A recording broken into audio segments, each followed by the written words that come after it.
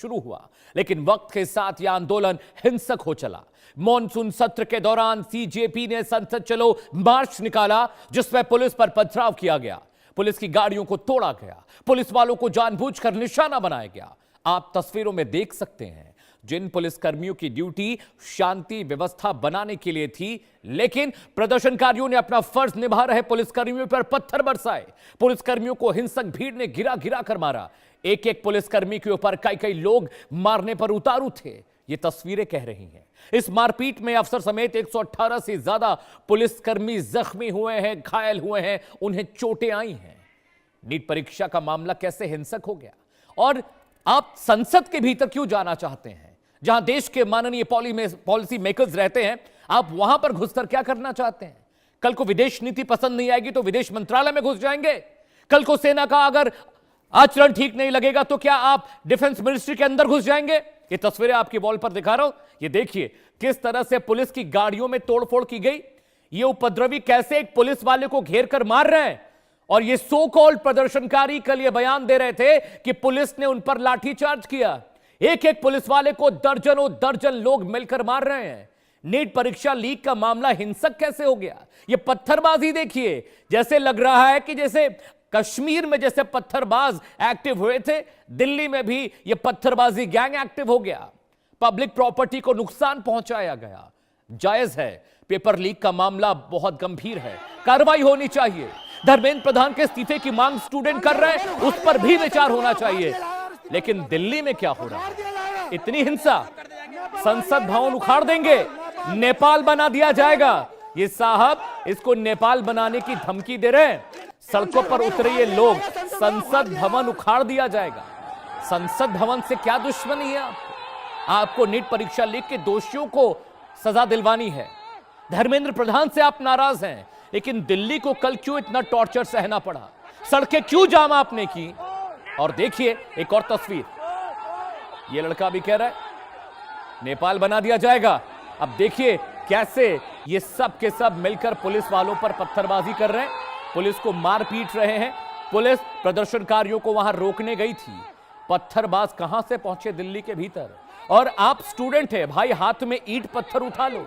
ये देखिए, ये बातें वहां पर प्रदर्शनकारी कह रहे हैं, और ये प्रदर्शनकारियों के नुमाइंदे कह रहे थे शांतिपूर्ण प्रदर्शन था।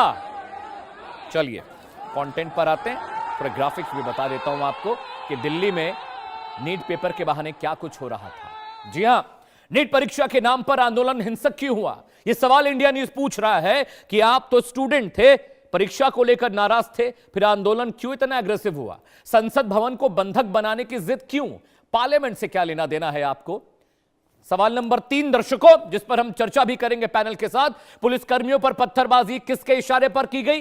क्यों पत्थर चलाए पुलिस वालों पर आपने, अगर आपका प्रदर्शन शांतिपूर्ण था तो? सवाल नंबर 4 आपकी स्क्रीन पर, बातचीत के बीच पत्थरबाजी क्यों की गई? क्यों? जब वहां पर जेपी नड्डा साहब मिल रहे थे कुछ पार्टियों के प्रतिनिधियों से, फिर पत्थरबाजी यहां क्यों हो रही थी? सवाल नंबर 5, क्या सरकार को अस्थिर करने की कोशिश हो रही है? दिल्ली में मीडिया का जमावड़ा है, मीडिया की कवरेज बड़ी मिलेगी, इसलिए क्या यह सारा नाटक होता रहा? आंदोलन के लिए विदेशों से क्या फंडिंग हो रही थी? यह भी बहुत बड़ा सवाल है। यह किसका टूल किट था जो दिल्ली में एक्टिव हुआ? ये कौन लोग थे जो कह रहे थे आर्टिकल 370 को हम दोबारा लाएंगे? ये कौन लोग थे जो कह रहे थे कि पत्थर बरसाएंगे? दिल्ली में कश्मीर वाला पैटर्न क्यों दिख रहा है? ये तो स्टूडेंट थे ना, इन्हें तो परीक्षा से शिकायत थी, पेपर लीक से शिकायत थी, एजुकेशन सिस्टम से शिकायत थी, फिर पत्थर क्यों बरसे? सीजेपी आंदोलन में कश्मीर की तरह पत्थरबाजी क्यों हुई? क्यों यह कश्मीर वाला पैटर्न दिल्ली में देखने को मिल रहा है? ये कौन लोग हैं जो दिल्ली को टूल किट की तरह इस्तेमाल कर रहे हैं, और इन स्टूडेंट को भी?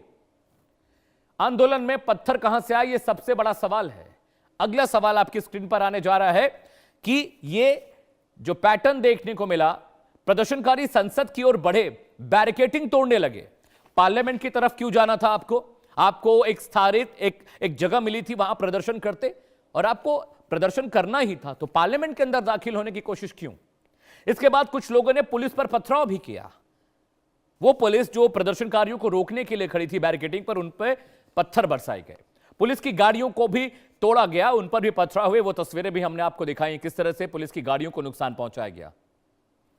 अगला सवाल, 118 से ज्यादा पुलिसकर्मी जख्मी कैसे हो गए? अगर आपका प्रदर्शन शांतिपूर्ण था तो क्यों सेना, पुलिस, फौज आपके हंगामे की भरपाई करे? क्यों करे? संसद मार्च में विदेशी कनेक्शन और एक बड़ी टूलकिट साजिश का एक एंगल सामने आया है। जी हां, वो क्या एंगल है जिसकी सुरक्षा एजेंसियां जांच भी कर रही हैं? संदिग्ध हैंडल्स के जरिए फैलाई गई भ्रामक जानकारी, जिनमें से कुछ अकाउंट्स विदेश से ऑपरेट हो रहे थे, संचालित हो रहे थे। इसमें साफ साफ लिखा है कि आंदोलन के दौरान यदि कोई मरता है तो सरकार पर ज्यादा दबाव पड़ेगा। जी हां, ये तस्वीरें देखिए, पुलिस की गाड़ी को पलट दिया गया, उलट दिया गया। सुनिए, ये देखिए कैसे एक रैपिड एक्शन फोर्स के जवान को सब लोग मिलकर मार रहे हैं। ये देखिए कि शांतिपूर्ण प्रदर्शन ऐसा होता है। अभिजीत दीपिके वहां पर खड़े हैं और ये देखिए, और अगर पुलिस वाले अपनी जान बचाने के लिए लाठीचार्ज ना करें तो क्या करें? मार खाते रहें, सिर उड़वाते रहें, हड्डियां तुड़वाते रहें। जहां हजारों की तादाद में प्रदर्शनकारी एक पुलिस वाले को घेर कर मार रहे हैं। ये देखिए, ये होता है शांतिपूर्ण प्रदर्शन। दिल्ली पुलिस की गाड़ी को पलट दिया गया। ये है हमारे शांतिपूर्ण छात्र जिनको नेट परीक्षा पेपर लीक की चिंता है, जिनको एजुकेशन सिस्टम की चिंता है। ये देखिए, ये प्रदर्शन होता है। ऐसे प्रदर्शन किया जाता है जब पर्चे लीक हो जाएं तो आप जाइए, पुलिस की गाड़ियां उलट दीजिए, संसद के अंदर दाखिल हो जाइए, जहां पॉलिसी मेकर्स रहते हैं, जहां प्रधानमंत्री नरेंद्र मोदी है, राजनाथ सिंह है, राहुल गांधी हैं, मल्लिकार्जुन खड़गे हैं, अखिलेश यादव जी हैं, डिंपल यादव जी हैं। ये तमाम लोग वहां पर हैं जो माननीय है देश के।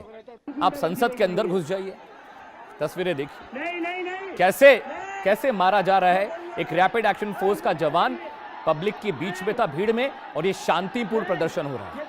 इसे अहिंसक प्रदर्शन कहते हैं। दर्शकों, एक बड़ा पैनल मेरे साथ जोड़ रहा है, चर्चा होगी, आज चर्चा होनी भी चाहिए। स्वागत कीजिए सुधांशु मित्तल साहब का, वरिष्ठ नेता हैं भारतीय जनता पार्टी के। आलोक शर्मा जी, प्रवक्ता कांग्रेस से, कुछ ही वक्त में हमारे साथ जुड़ेंगे। मेजर जनरल अनुज माथुर साहब मेरे साथ हैं, इज ए डिफेंस एक्सपर्ट, आपका भी बहुत बहुत स्वागत है। वेदभूषण शर्मा जी मेरे साथ हैं, पूर्व एसीपी हैं दिल्ली पुलिस के। अब तमाम मेहमानों का बहुत बहुत स्वागत है। सबसे पहले सुधांशु मित्तल साहब, मैं आपके पास आ रहा हूं। छात्र कह रहे हैं कि एजुकेशन पॉलिसी में खामी है, अंडरस्टूड। धर्मेंद्र प्रधान का इस्तीफा चाहिए, अंडरस्टूड। पेपर लीक को लेकर नाराज है, अंडरस्टूड। कुछ स्टूडेंट्स ने खुदकुशी की, अंडरस्टूड। तो क्या इसके एवज में आप पार्लियामेंट में आग लगा देंगे? कल को सेना की, डिफेंस मिनिस्ट्री की पॉलिसी पसंद नहीं आई तो क्या आप सेना भवन में दाखिल हो जाएंगे? कल मिनिस्ट्री ऑफ एक्सटर्नल अफेयर्स की अगर पॉलिसी पसंद नहीं आई तो नॉर्थ ब्लॉक, साउथ ब्लॉक को आग लगा देंगे? कल को राष्ट्रपति की कोई बात अच्छी नहीं लगी तो राष्ट्रपति भवन में घुस जाएंगे गेट तोड़कर? ये जो प्रॉक्सीज काम कर रहे हैं सर दिल्ली की सड़कों पर, मैं उन पार्टीज के नाम नहीं लूंगा, इन प्रॉक्सीज को उकसाया जा रहा है और इसका हर्जाना हम और आप भर रहे हैं, दिल्ली के लोग भर रहे हैं। सुधांशु जी, मुझे लगता है कि जो अराजकता कल देश को देखने को मिली, उसके खिलाफ तो बहुत सख्त कार्रवाई होनी चाहिए। मैं सरकार से निवेदन करना चाहता हूं कि इस तरह की अराजकता को हम लोग कैसे स्वीकार कर सकते हैं? पहले दिन से गैर कानूनी चीजें हो रही हैं, लेकिन संवेदनशीलता दिखाते हुए सरकार ने एक लॉन्ग रोप, जिसको कहते हैं, दे दिया। लेकिन उसका फायदा क्या हो रहा है? लॉन्ग रोप का मतलब यह है कि देश को जो है आप ब्लैकमेल कर लेंगे, आप हिंसा के जरिए कैसा भड़काने का काम करने की कोशिश कर रहे हैं। तमाम वो सारे नेता जो कल इलीगल असेंबली का पार्ट थे, उनकी गिरफ्तारी होनी चाहिए। जितने नेताओं ने आके, देखिए यहां पे सेक्शन 144 जो पुराना था आईपीसी का, वो लगा हुआ था। यहाँ पे 5 जनों से ज्यादा की कोई भी असेंबली जो थी वो गैर कानूनी थी। जिन जिन नेताओं ने आके यहां पे कानून का उल्लंघन करा, यहां पे भड़काया, जिन्होंने हिंसा के लिए लोगों को उकसाया, उनके खिलाफ अगर कानूनी कार्रवाई नहीं की जाती है तो मुझे लगता है सरकार अपनी जिम्मेदारी में कहीं पूर्णता परिपक्व नहीं की तरह से नहीं उतर रही है। ऐसे कैसे चलेगा देश? क्या देश में खुलेआम ऐसे नारे लगाए जा सकते हैं कि नेपाल बना देंगे हम देश को। सरकारों के खिलाफ इस तरह की साजिश करी जा सकती है, इस तरह हिंसा होती है, और फिर कहा जाए पुलिस मार रही है। अच्छा, पुलिस के पास क्या क्या दूसरा समाधान है? आप लेटा लेटा के, दौड़ा दौड़ा के पुलिस पे पत्थर मार रहे हैं, उनके जवानों के साथ आप दुर्व्यवहार कर रहे हैं, हिंसा कर रहे हैं, और उसके बाद ऊपर से ये कहा जा रहा है कि पुलिस ने लाठीचार्ज करा। अच्छा, क्यों नहीं करना चाहिए? कोई गैर कानूनी काम अगर हो रहा है, अगर 144 का उल्लंघन हो रहा है, तो पुलिस का उत्तरदायित्व क्या है? मैं तो दिल्ली पुलिस को बधाई देना चाहता, बधाई तो क्या कहूँ, मैं दुखी हूं। उन्होंने बहुत ज्यादा संयम से इसमें काम लिया।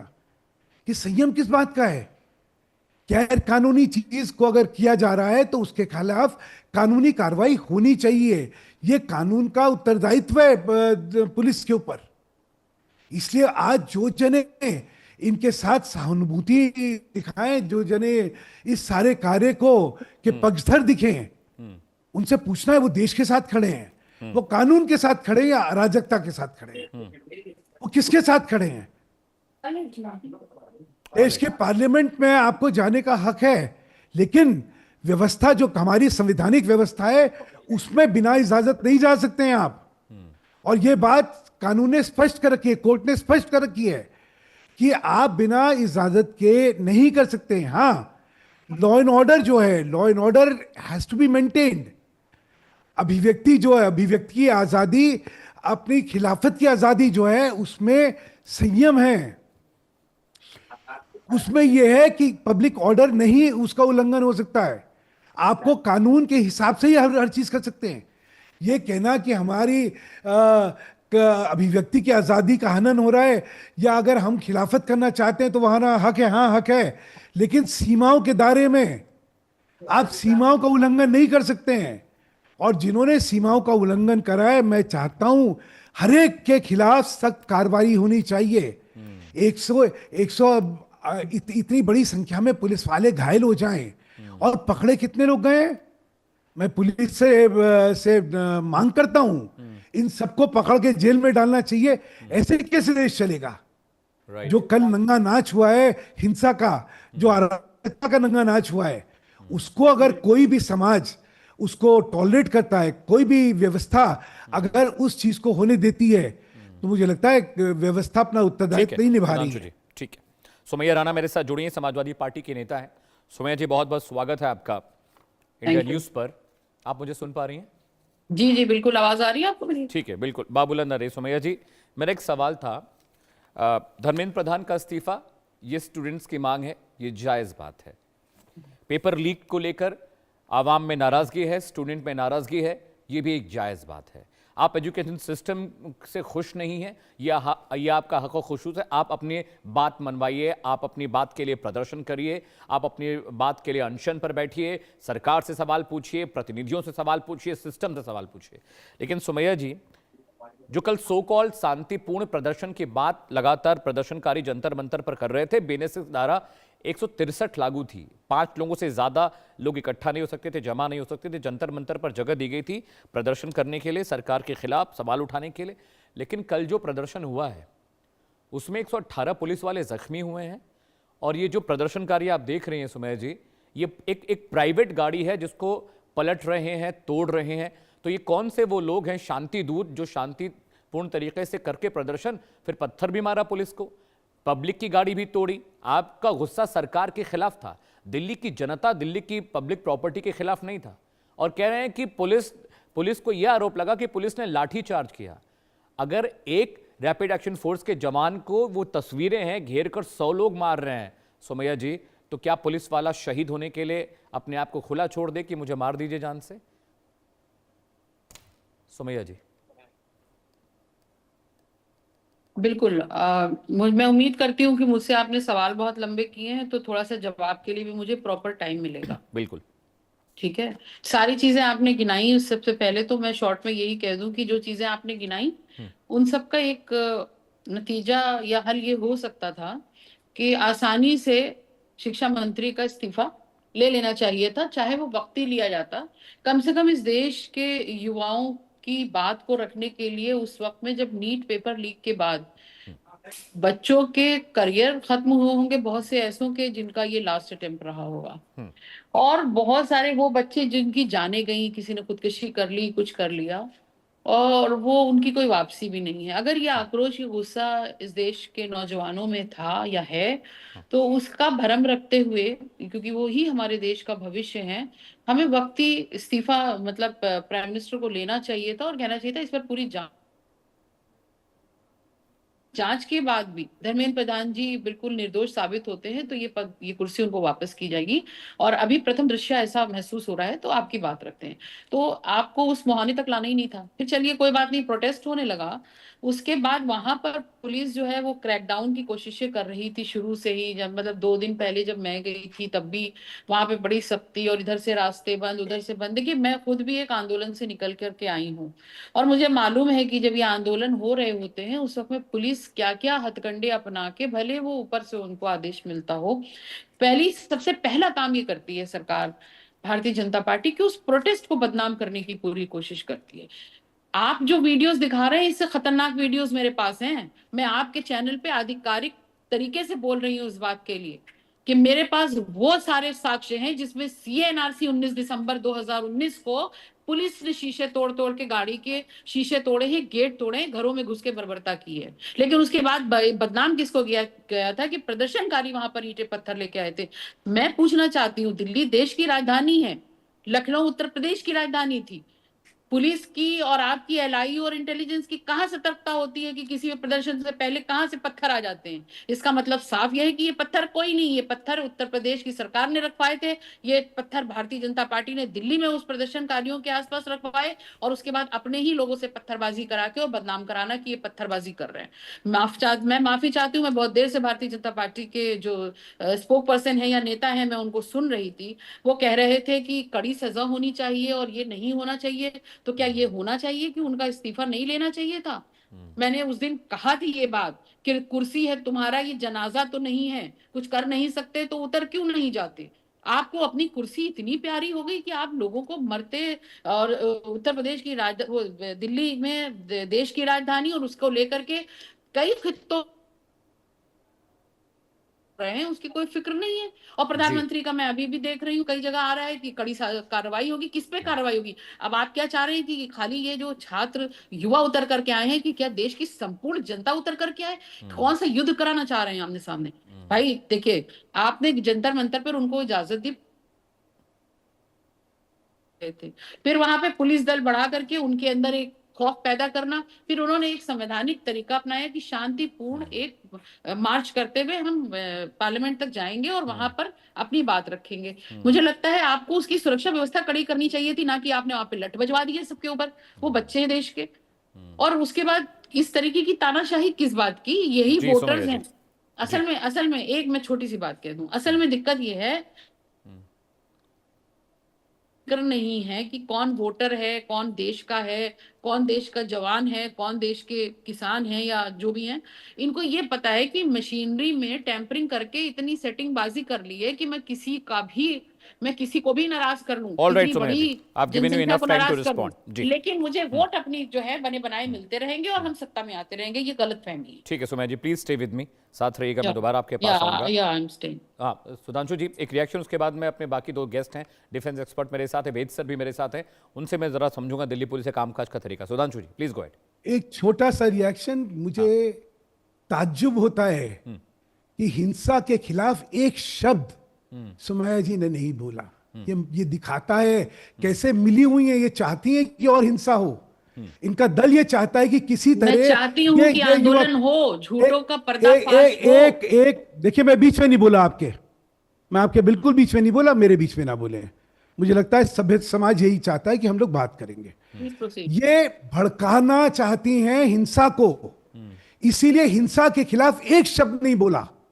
ये कह रही हैं कि इस्तीफा होना चाहिए था, इस्तीफा नहीं होगा तो क्या करेंगे?